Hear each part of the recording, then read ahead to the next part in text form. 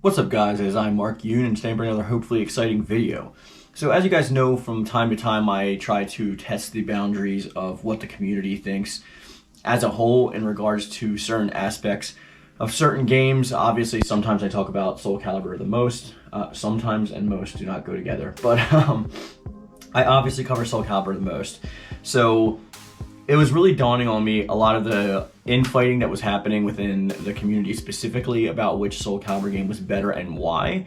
And I do want to preface this, which there are different reasons and everybody is valid in liking the game that they like the best for whatever reason. It's right, it's the reason you like it. These can really vary and range from a lot of different things. I feel like jumping off point is usually the greatest reason why people tend to like things more. They hold nostalgia for it. So if it's like the first game that you played of that series, it tends to be your favorite one. But other factors outside of that are once you've actually established why you like that part of the series, whatever they expand on or take away or change usually has factors into what you like or don't like about something. Also, another big factor is misinformation and people just expecting things that were never promised in the first place, like i.e. Season 3, and that's up to people's, discretion to believe that kind of information, and it's up to the fault of people like myself also who earlier on propagated all the data mines and things that we weren't supposed to know about in the game. But with that preface being set forth, let's go on and move forward. And I wanted to talk about the results of the poll immediately because I did want to get to some of your comments because they were interesting. And if I don't read your comment, I will post it regardless while we're doing this video. So thank you for all the comments I received on that community tab poll.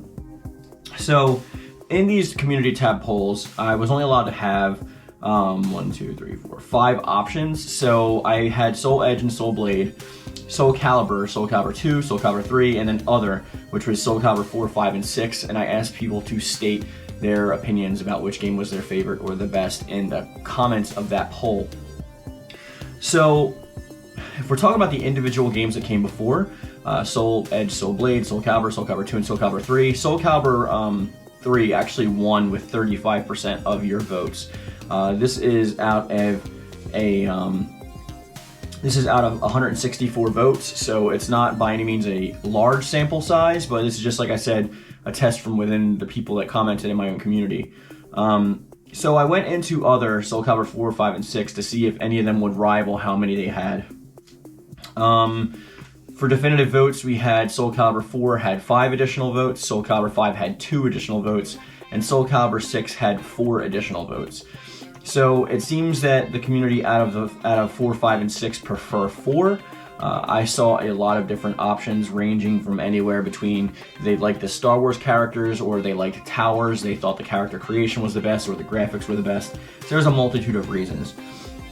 I still don't think that there was a percentage of that small group to combat the extra 10% that it had over top of SoulCalibur 3, because this is 43% for 3 games as opposed to 35% for 1. So if you're going to aggregate that, then obviously SoulCalibur 3 is the clear winner if we're taking into consideration 164 votes, but the additional 11 votes that were tallied in the comment section. And I know some people chose not to comment. That's obviously them. I'm just giving with the information that I have. So I didn't think that was totally fair. So I am going to crown SoulCalibur 3 the winner, biased as hell because that's my favorite SoulCalibur game. But I did make another poll that I'll show right here that you guys can go over on the community tab and try to get as many votes in as possible so we can determine the best game out of SoulCalibur 4, 5, and 6. It seems like 4 has a slight advantage, but because of IP and because of nostalgia and love for that series. 6 is the newest version of the game, so it's the most fresh. A lot of people's jumping off point in the series, so that's going to be a contender there. SoulCalibur 5, I'm not really expecting too much out of there because most people consider it to be the weakest of the series.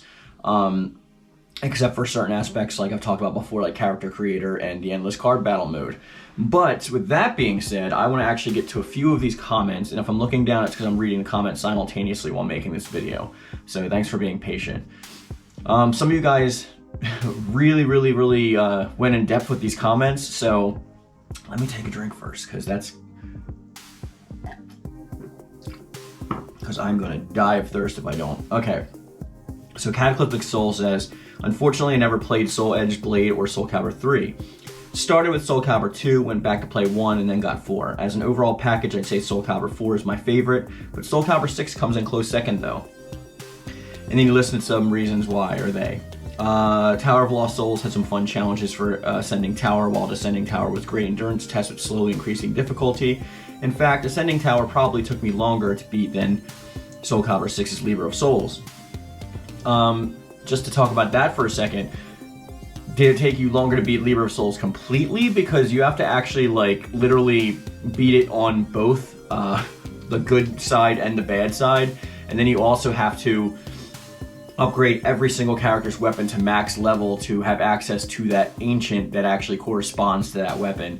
Then from defeating that ancient, we have secret hidden bosses scattered throughout depending on how many of the ancients you've defeated, which is Inferno, spoiler alert, that you have to defeat 3 times in order to complete Libra of Souls. Plus you have to actually talk to everyone, so you will unlock all of the lore and that's in the library and encyclopedia to consider it completed.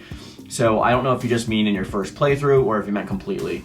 It would be nice to have a little bit of specification on that, but we'll just go with the latter for the sake of argument. And they go on to say, the character switching during offline fights was the closest thing we'll ever get to a SoulCalibur tag team game. I don't think so. I think we will get a SoulCalibur tag game, or at least I hope so at some point, so fingers crossed. Arcade mode gave each character a cinematic story piece. Yes, it did, but we also have Chronicles of the Sword and SoulCalibur 6, which is the most in-depth lore we've ever had in a SoulCalibur game pertaining to individual characters. I love the fact that you had to unlock half of the roster, gave offline players something to work towards. Similar to the above, I loved having to unlock and discover new armor pieces for Creator Soul. The added stats on armor pieces that also allowed you to equip passive and active abilities was an excellent idea. Could have been implemented much better, but the added feature was still appreciated. Hopefully it returns with improvements for SoulCalibur 7. A lot of people hated that aspect because they had to actually use creation parts for their characters that they did not like based on whatever the stats were for that particular piece. So that's why they actually took that away in 5. But it is fun if you're doing like an offline mode, like a Libra of Souls, like they did with the weapon stats in that mode, or Chronicles of the Sword, as seen in SoulCalibur 3.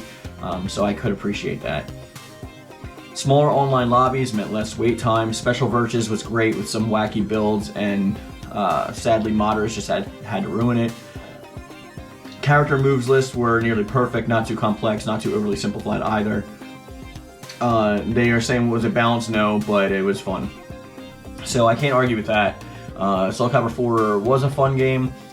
To me, personally, if you want my personal opinion, I'm not a huge fan of Star Wars. I never really have been. I've watched the first 3 movies like 100 times, and I've seen the prequels a bunch of times. I've even seen them all in theaters.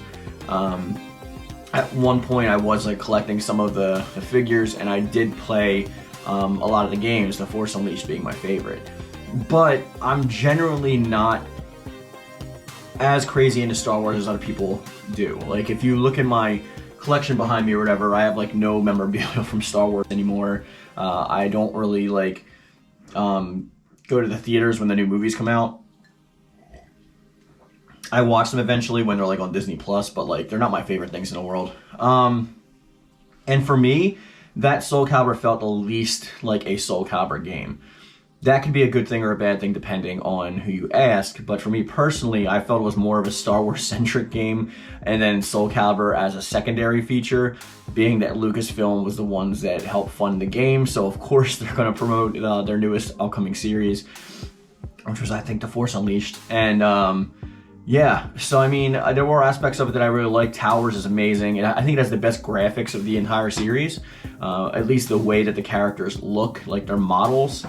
I think the graphics are obviously better in later entries, but I think the way that they are designed, the way they look in 4 is the best. But that's just me. Okay, so Taj says, 3 was the first game I ever played, and then the others, 4, 2, etc. 3 showed me what fighting games could become if development time and freedom to really push the limits of what fighting games could do, I guess, came to fruition. The level of detail, the amount of content, the balance. I don't know about that. SoulCalibur 3 is my favorite one, but I don't think it's very balanced. The smoothness of gameplay and the feel, everything was stable, but a bit wonky due to the technical limitations of the PS2. Again, that's another point of contention. Like, the PS2 is usually arguably listed as everyone's favorite console that's ever come out, and it has the largest library of software. So I don't know if like the limitations can be taken into like how much fun people have, because people usually hold the PS2 in pretty high regard. Myself, it's my favorite console. But if the real bread and butter was Chronicles of the Sword, I agree. I can't begin to describe how many hours I sank into this mode, and the fact that my progression also tied to the actual game as far as unlockables are concerned really made me motivated to keep going. But the complete change of pace for an RPG strategy player like me made me heavily invested at the point where I created my own headcanon for every character. Yeah, I did the same thing. I feel like a lot of us did that. I'm a huge fan of JRPGs as well. And before I lose my voice and die, I'm going to go to some of the smaller comments, but I am going to show the other comments on the screen so you guys can read them. Hellraiser was saying that 4 is his favorite because of the character customizer. Another commenter says, to be fair, it's just hard for me to pick one, so they like the whole entire series. Dante Toshiro says 3 is his favorite, even though he still plays 7.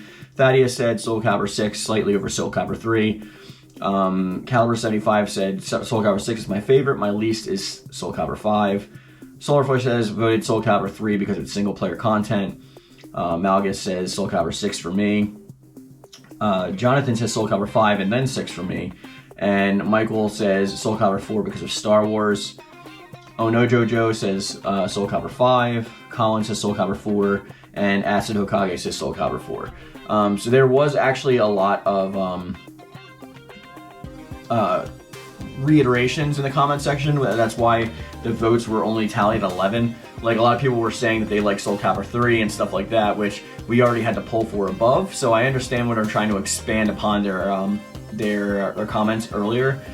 So I really appreciated that, but it did make things a little bit more difficult when I'm trying to choose like between the 3 games that were listed as other.